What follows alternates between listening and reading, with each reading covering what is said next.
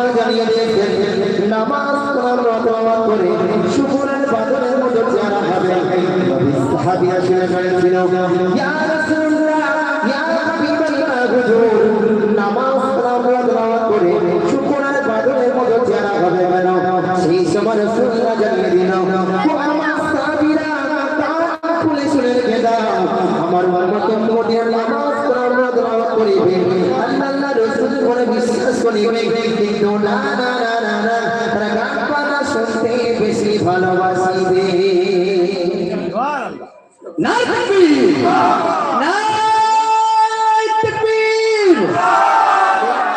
নামাজ কালাম তেলাওয়াত করে শুকর আর বাদরের মধ্যে চেয়ারাবে কেন?